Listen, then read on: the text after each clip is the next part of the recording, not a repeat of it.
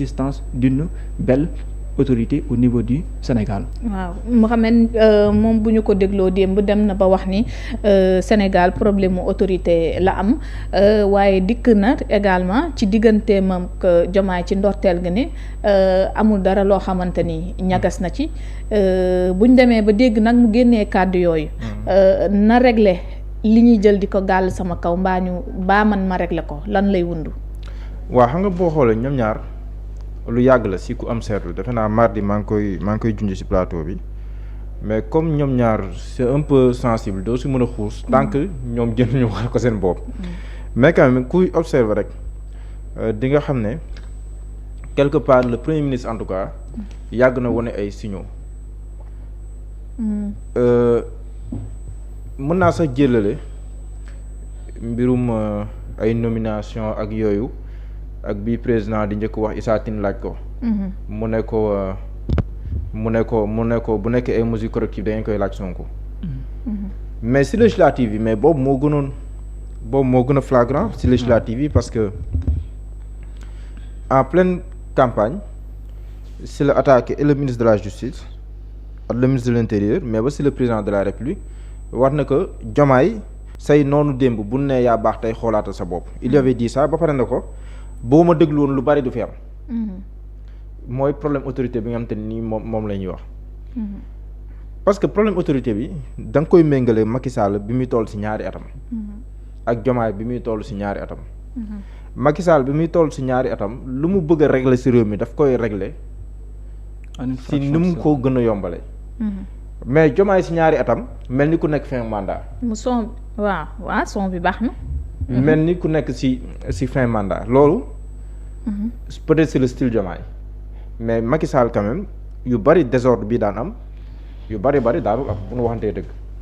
am na sax ñu waxoon mooy que li ñu doon wax nii mais mun naa limoon ay tur après mooy loolu da nga koo lijjanti mais. Sonko yàgg na ko wone ba ci récemment maa ngi ko doon wax yàlla xam lu tax nekkuma président. ak yu bari yoo xam daf koy wax. tu sens que kii am na lu mu bëgg a def.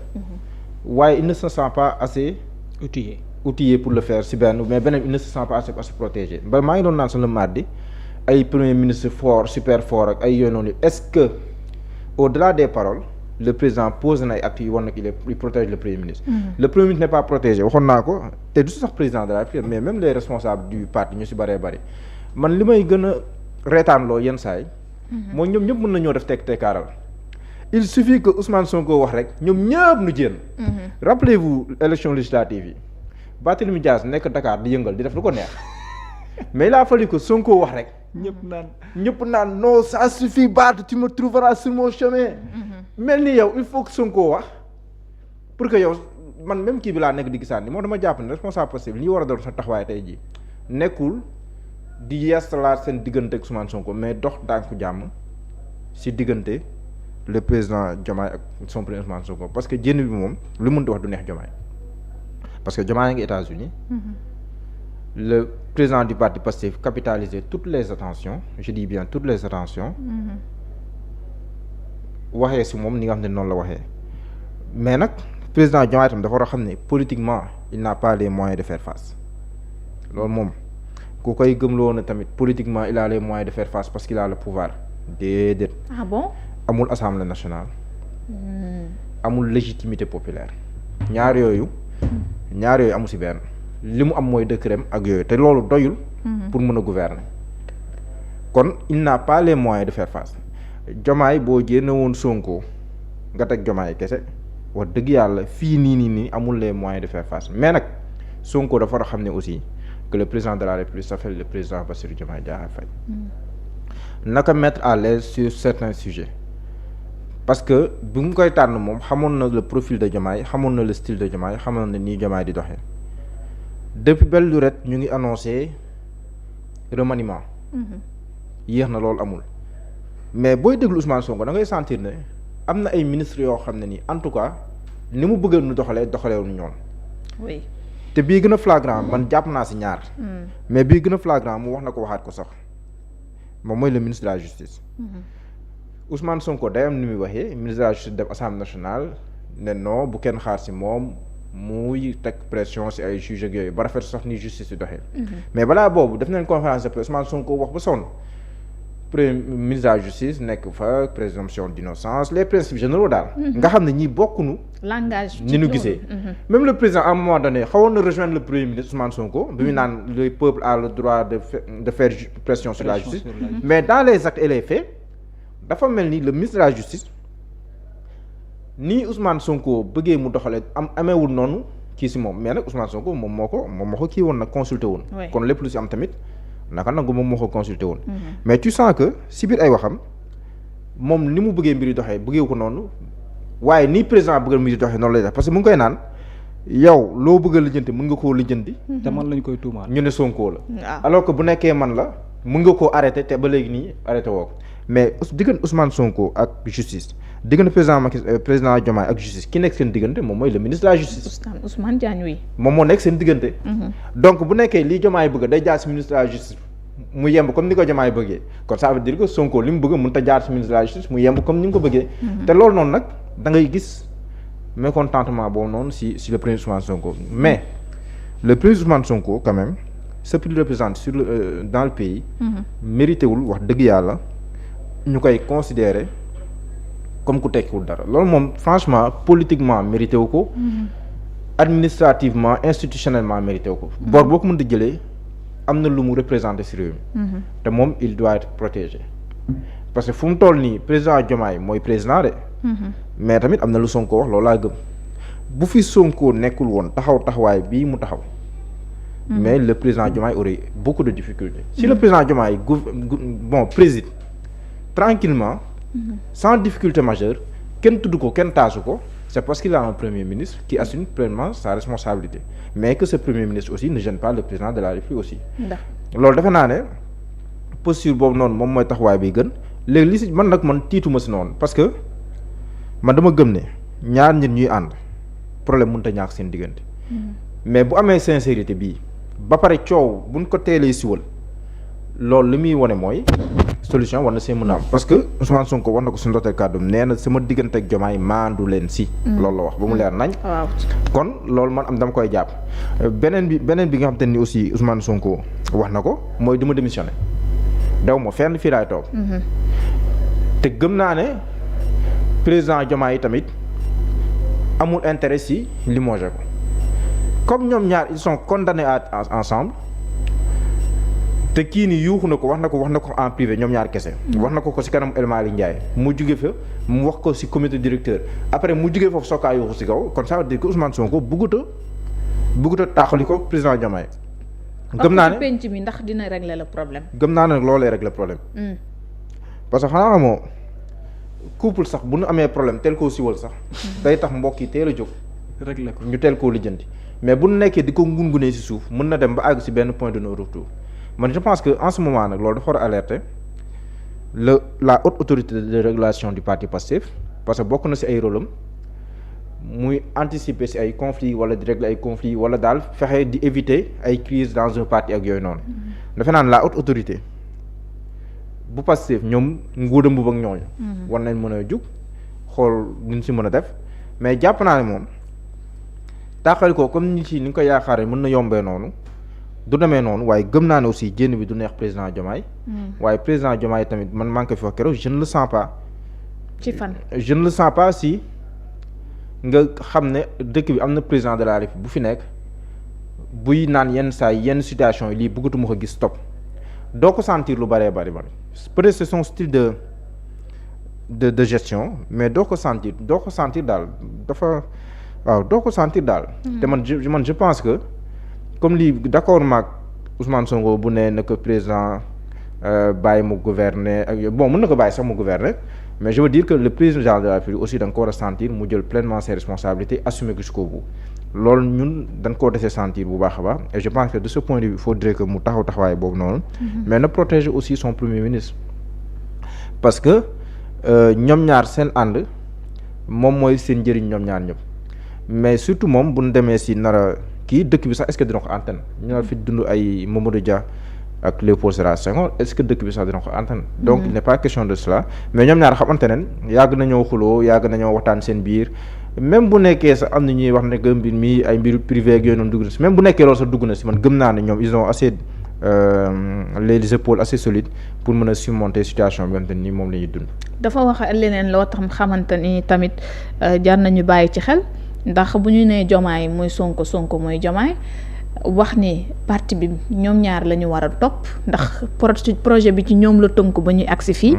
mu ni biir parti boobu dafa tàmbalee am ay clan ba ñuy sentir ñenn ñuy dem fenn fu nekk pour di jëmmal leneen foofu noonu tam y a problème.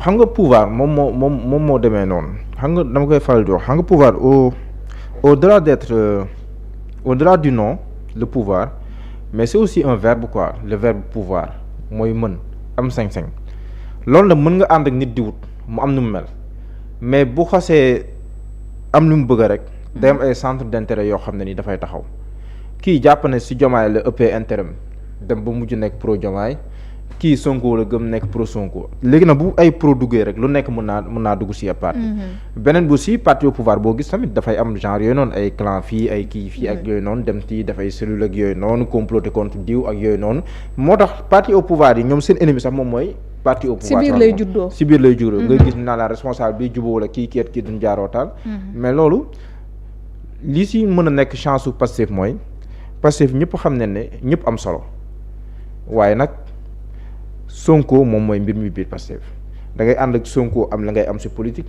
boo bàyyee Sonko nga gis ko si wàllum politique donc moom s'il siffle la fin de la récréation si wàllu boobu ñoom ñëpp ils sont obligés de se ranger derrière Sonko moo tax nga gis réaction yi nga gis. ñoom ñëpp bind daanaka di yeesluwaat si kanamu Ousmane Sonko. su ma ko mën la jeunesse patriotique à travers Ngagne Demba Touré muy Ngagne Demba Touré ñoom ñëpp wax neen Abass Fall ñoom ñëpp wax neen ñu bëri bëri wax neen mais je pense que les hauts responsables du parti Pastef fu mu doon taxawaay bi ñu war a taxaw mooy ñu bañ a aussi parce que Diomaye nit dong la waaw nit dong la day yëg comme ni keneen di yëgee. ñu bañ a aussi mettre Diomaye dans une position boo xam ne dafay ñëg loolu tam il faut éviter ça. Sonko mën na mer wax. mais ñi nekk si diggante bi ñooñu ñoo war a yor seen puso di ñëw si diggante bi. et puis tempérer quand même. El Malick mën na jouer rôle boobu parce que El Malick démb poste bi mu def. barki démb. mel na ni kuy anticiper si même bu nekkee da ko doon jéem a wedd. d'accord El Malick a fait un poste. wax ne que Sonko ak Diomaye leen boole jéggi na ay mbirum pouvoir ak yooyu noonu. donc El Malick peut jouer ce rôle là seen diggante ñoom ñaar la preuve bi Ousmane Sonko soxlaa seede El Malick Ndiaye la woo El Malick mën na jouer rôle boobu parce que moom il est proche des deux hommes ñëpp xam nañ digganteem ak le premier ministre Ousmane Sonko mais ñëpp xam nañ digganteem ak le président Diomaye. d'ailleurs bi ñu jàppee le président Diomaye bi mu nekk opposant ba ñu bindoon ne que Diomaye était introuvable lu mel noonu. moom daf si meroon bu fut wax ne ko Diomaye du kuy daw et tout donc pour dire que am na proximité. bu baax a baax ak Diomaye moom ak digganteem ak Sonko moom kenn waxatu ko donc je pense qu'il peut jouer ce rôle là et il est la deuxième personnalité de l'État loolu ça pèse sur la balance te gëm naa ne il va jouer ce rôle. man awma si inquiétude par rapport ak seen diggante ñoom ñaar mais quand même nañ mettre à l'aise aussi le président de la République mais le premier ministre aussi na nga ko nangul dayoom nangul ko li mu représenté ci Sénégal par rapport ak ñoom li ñu tuddee seen projet loolu moom bu amee defe naa jàmm day naan ñooy. opposition bi ñoom réagir nañu Thierno Alassane bind na Madiambal Diagne tweeté na. moom daal di ne lii de seenu woon nañ ko jamono jii na Diomaye tekki nombal tànk ministre am mbaaye mu delloo yëf yi daal. foofu la erreur bi di nekk nag. te Diomaye je pense que du mës a def loolu parce qu'il est lucide Diomaye loo ko mënti waxal il est très lucide Diomaye fu mu toll nii bu tekkee nombal tànk premier ministre am il va s'entourer de qui. dina ca wéet. il va s'entourer de gens de l'opposition. wala ñoo xam ne nii mosuñu woon bëgg ñoom ñu falu ñooñu lay wone ko gaa leen jàppale ma si liggéey bi et puis politiquement bés bu Diomaye commencer faire face à ce que Sonko est en train de faire face mais dina métti si moom te moom bu naree changer Sonko ça veut dire que dafa indi benn premier ministre boo xam ne nii. da doon premier ministre bu mel ni Sonko kon ça veut dire que léegi si kawam lañ jëm moom le président Diomaye si la koy yëgee dëggantaan nag. li tax yëgu ko fu mu toll nii mooy il a un premier ministre qui s'appelle Ousmane Sonko. moo tax mi def lu ko maanaam mi gouverner comme ni mu ko neexee ak yooyu noonu mais bés bu Ousmane Sonko tëbee foofu nag day def face dëggantaan et à l'opposition et au système amoo légitimité populaire bi. amoo assemblée nationale Sonko day dellu assemblée nationale kon ban taxawaay leen assemblée nationale moo téye majorité bi. donc ma jàpp ne ay limoger le premier ministre moom loolu du solution. premier ministre nee na démissionné wul. waaw ñaar ñoo xam ne nag mënuñoo tàqalikoo moom. lenn rek maanaam amatuñu choix fexe nekkin bi rafet nag signifiewul di ko teg si loo xam ne du dëgg. mais bu nu amee jafe-jafe ñu yuux ko ci kaw solution am ci ñu waxante ay dëgg mais je pense qu'ils peuvent avancer mais ñoom ñaar seen diggante moom comme Sonko nee na nañ ci maandu kon mën nañ ci maandu ba ci kanam ak kanam. mi ngi doon wax sax naan bu ñu demee ba gëm na ni sax président du tekki ndombal tànkam waaye wax na waxi dem ba war a mën a dem assemblée bu fekkee mbir yi am na nu mu demee foofu tamit am na beneen taxawaay bu mu fa wane. waaw maanaam Sonko fu mu toll li mu bëgg a wane mooy li ma jàpp mooy waaj na lépp. dafa sës. dégg waaw démb moom wane na sës na waaye wane na tam waaj na lépp. situation nu mu taxawee rek il va s'adapter te nag bu ñu fàtte ne il a fait face à Macky Sall pendant au moins 3 ans 4 ans c'était avec des gens comme Diomaye Faye kon xamante ne ñoom quoi xamante ne bu baax a baax ce malaise là war nañ gaaw régler ko. mais je pense que man li may kiiwaat pour tënkaat. jàpp naa ne problème bokk na ci ay ministres yu Sonko. ni mu bëgg ci ñoom du ko amee facilement comme ni ko président di amee ci ñoom. te moom mooy seen supérieur hiérarchique. loolu feeñ na ci kàddu yi. beneen aussi mooy ñàkk bokk gis-gis lu bari ci ay sujet mais loolu day faral di am ci ñaar nit ñuy ànd mais nag kenn ki bàyyi pour keneen ki présider pour keneen ki mën a wëyal. dañ koy def parfois mu nekk ci côté kii parfois mu nekk ci côté bee. mais quand même li war nañ gaaw dépasser ko parce que réew mi dañoo sol ay redressement ak yooyu noonu yëpp. et puis dafa teel ci. waaw benn atu ren ak quelques mois ak quelques mois des nañ 3 ans. te opposition bi jógagul carrément moo tax ñuy jéem a dugg ci mbir mi di ci jéem a wax. mais bés bu tombee na opposition bu dëgg a taxaw seen kanam day gën a compliqué. alors pour son bi génn leen ngeen revenir ndax son